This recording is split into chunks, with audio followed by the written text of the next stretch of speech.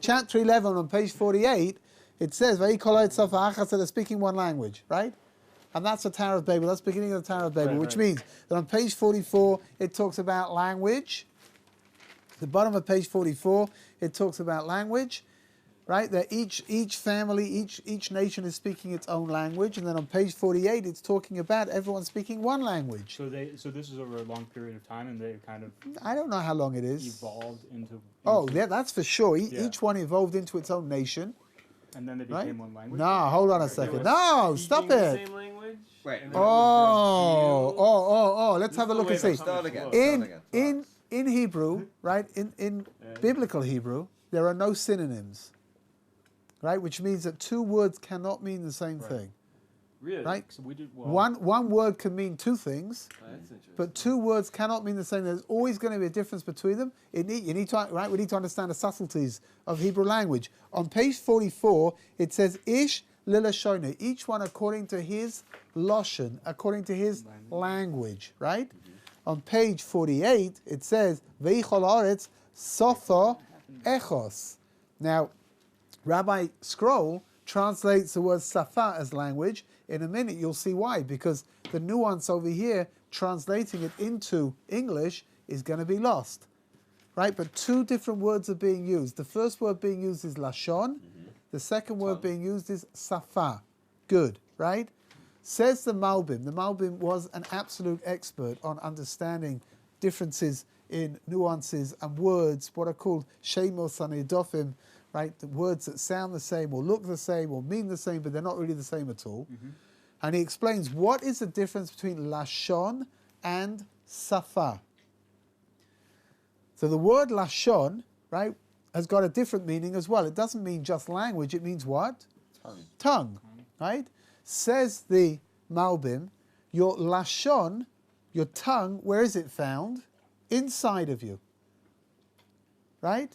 The word safa, which is used later on by the Tower of Babel, comes from the word sfatayim, which means your lips.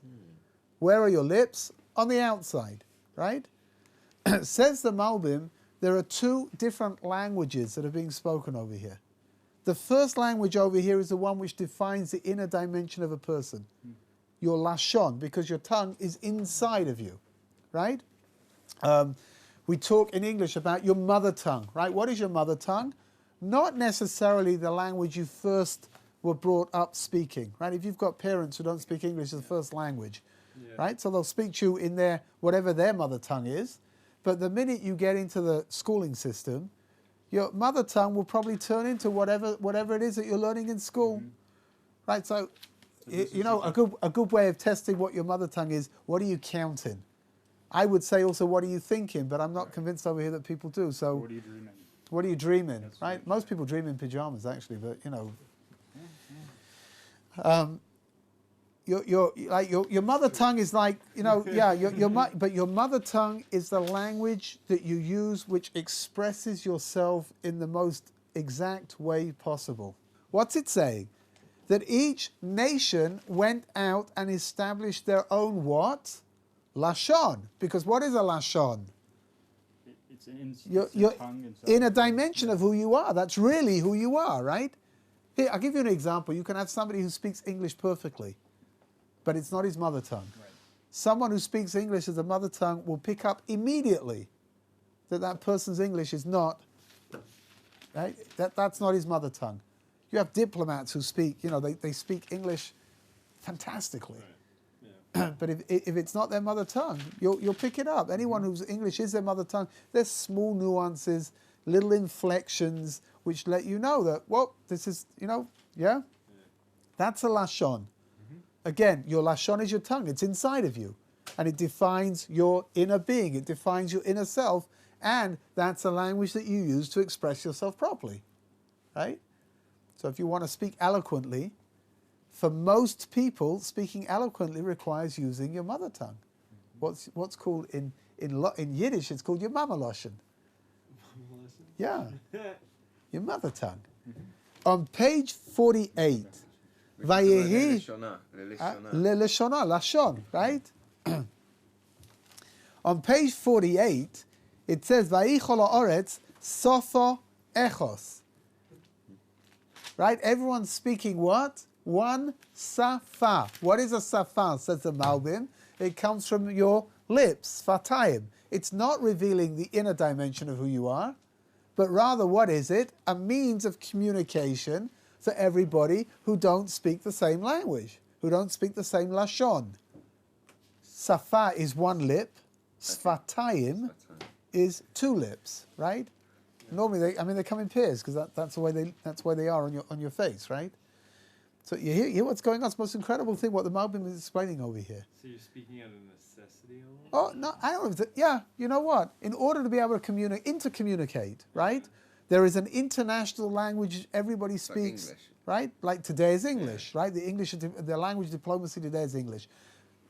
200 years ago it was French. 2,000 years ago it was Latin, right? Language of diplomacy. What does that mean? That we can all intercommunicate with each other. That is a safa. It's not my lashon. It's just my method of talking to you, and you're being able to talk back to me. So let's read through.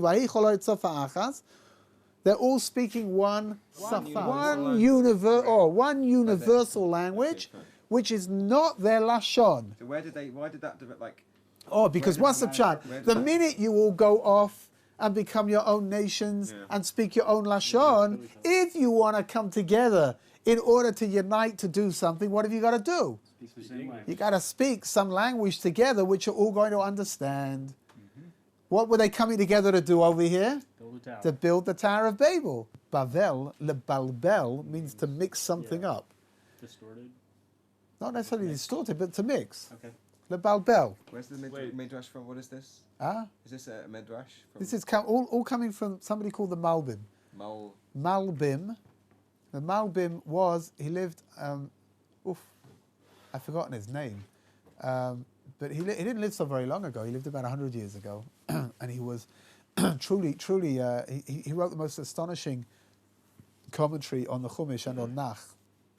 And over there, he's the most enormous expert on words and what words mean and how to connect them all together. So he's saying like this. It's the most incredible Chiddush what he's saying.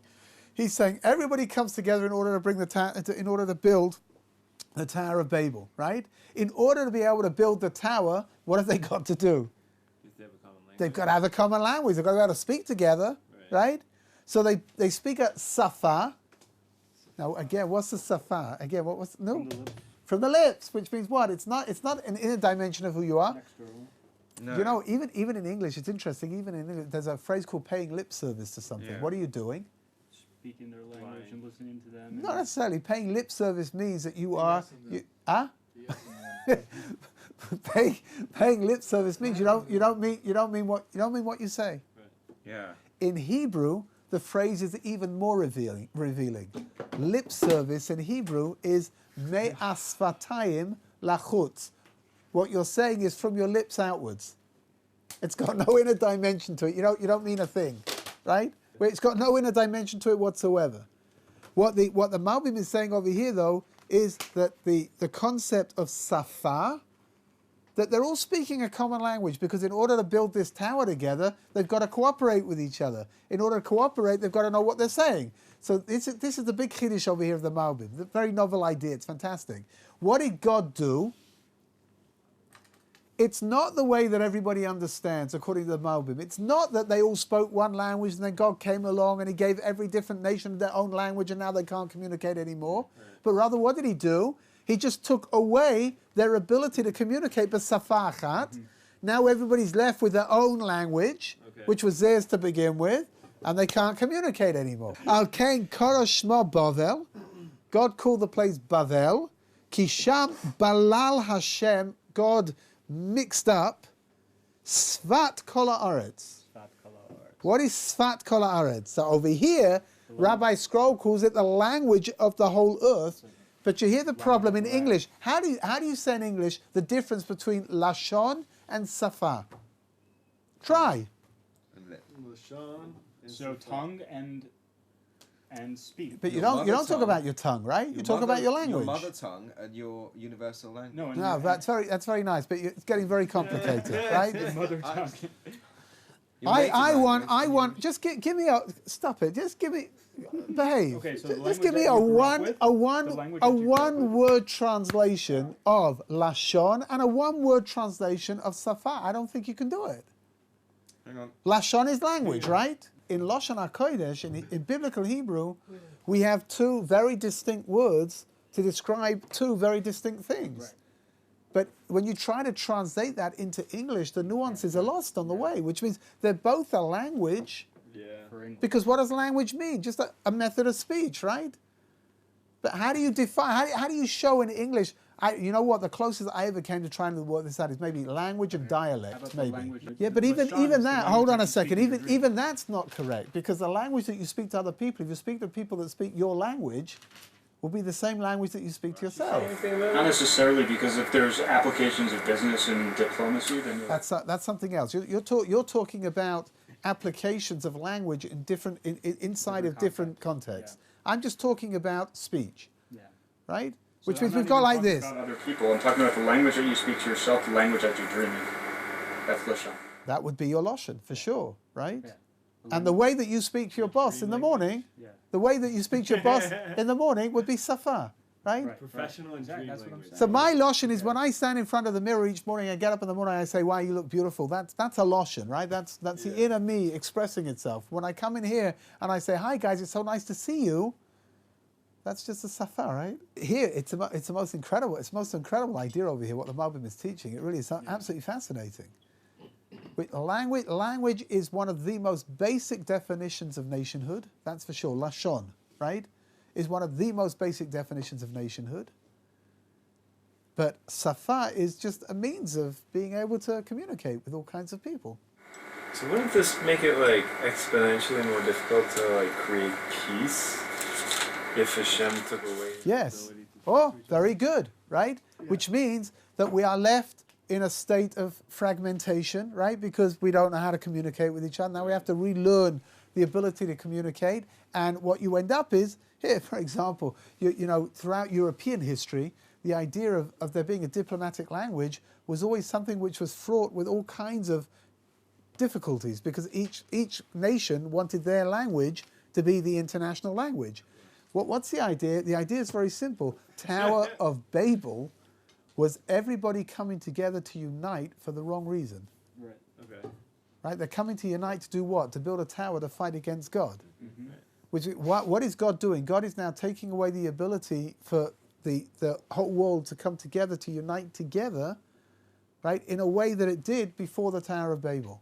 There's something very fundamental over here, which is God is saying, you know that the flood came along because there was disunity. The Tower of Babel, the aftermath of the Tower of Babel came along because there was too much unity. However, the rabbis point out that the flood destroyed everything. The Tower of Babel just destroyed the tower, and it caused people to be in a state of a state of bilbil. What is that? You know, a state of help me out. Chaos. Yeah, thank you. So what's the? Hold on a second. So the rabbis explain why is that. So they explain because unity is definitely better than disunity, even though the unity was being used for the wrong reason. But nevertheless, it's still better than disunity. The Tower of Babel, and I know, I mean, it's done, it's over with, there's no argument. Why couldn't God have just let man fail? Because obviously you're not going to build a tower into space, you're not going to build a tower into heaven, because you're still on Earth. Why couldn't you have let man try and fail, and learn that they can't do it, and they got to do something else? It's a fascinating question. I think that the underlying reason is because the unity brings with it the most incredible power, right? And that means that even though, so fine, they would have built this tower and they wouldn't have succeeded at what it was that they wanted to do, but that unity is something that the unity by itself is something which has got so much potency to it that it can cause the most incredible damage afterwards. That's really what God is taking away. I think it's less God taking away the tower. The tower is just a tower, right?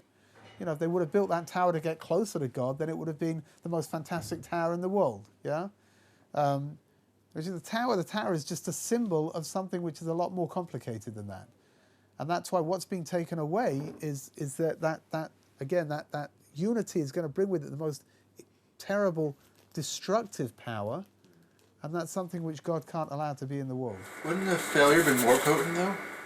No, because I think failure. Who was it? It was Edison, right? Who said that he didn't fail. He just I can't remember how did the phrase go? Something about, he tried something 1,000 times. When he was trying to invent the light bulb, so he said, "I didn't fail. I didn't fail 1,000 times." Faraday, no? And Faraday. He's like, but whatever it was, he said, "I Trying didn't. to steal things. I didn't fail 1,000 times. I just found 1,000 different ways it didn't work. Something like that. Which really, it's a very important. It's a very powerful statement actually. Just on the notes, it talks about the Rambam's commentary. Where are you? Which page? This conversation. Yeah. So it talks Not about for the mutilation, mutilate the No, shoots. What does that mean? That the generation attempt to mutilate the shoots. Mutilate the shoots is it's a Kabbalistic concept. When something is wrong in its roots, the shoot is what like with the, comes out the top, right? When something is wrong with the root, there's a problem, right? A real problem that's got to be taken care of. Yeah. When something is wrong with the shoot, then it means that the roots are probably still okay. It's just some kind of a malfunction somewhere. In our language, it's a difference between having a crack in your building on the 10th floor, right, and having a crack in your foundation. Okay, The I crack see, on the yeah. 10th floor just requires a little bit of being taken care of. The crack in the foundation requires going deep down into the problem and taking care of it. So that's what we've got. Lashon, Safa, right? Two different things. And again, according to the Malbim, now I think it makes very, very simple, perfect sense that before the Tower of Babel, everybody spoke a Lashon. That Lashon existed, right? Everyone had their own language. Everybody had their own nationality. That's what the verse on page 44 was saying. And on page 48, what the verse is saying is that they had a means of communication with each other. When we begin the Amidah, what do we say? We say, Hashem, God, Safatai Tiftach, open my lips. Why don't we say, Hashem, let my tongue speak? Because I think the inner dimension of you wants to speak to Hashem. The problem is the outer dimension, the more physical dimension, we're getting distracted, right? We're getting seduced by what's going on around us. So we say, Hashem, Safatai Tiftach, the inner if you just open my lips, then I'll be able to release whatever's inside will be able to come out and I'll be able to communicate with Hashem. Lashon HaKodesh, I mean, biblical Hebrew is an incredibly expressive language. It really is. But, having to work it out. If we're already talking about Lashon, right, the Chofetz Chaim, who was the, Rav Kagan, who lived just before the Second World War, he died just before the Second World War, was famous for bringing all the halachot of Lashon Hara to bring them all into one space that we should have some kind of an order to understanding, explains it's based on a Gemara. Gemara in Erchin says that your tongue has got all kinds of gates before you can speak. Right? So your tongue is horizontal, and in order to get your tongue to speak, it's got to start moving, right? And then it's got your teeth, and then it's got your lips, right? And the Chofetz Chaim explains that all of that is there in order to what? In order to make sure that what we say is properly balanced, right? You've got like a filter system, right? So you don't just speak. Your tongue has to start moving, and once your tongue is moving, it's got to get through your teeth, and it's got to get through your lips, and that presumably is one of the reasons why a lot of the letters that we have, right, tongue, teeth, lips, define an awful lot of the letters that we have. That's how we speak. That's how we express ourselves. And says the Chofetz Chaim, it's something that we need to keep an eye on, right? We need to be careful with what we say and how we say it. There are certain words. Hebrew is a very expressive language. Anything with yud mem on the end of it is plural. That's like a standard procedure, right? So there are certain words which are always in the plural. So for example, mayim. Mayim is always in the plural, right? Mayim means water, yeah? Why is that? Because there really is no singular of water. Mayim water is made up of molecules, right? It's not, there is no, we talk about one drop of water, but there isn't really one drop of water. Shamayim, the heavens, right? Heavens is always in the plural, shamayim.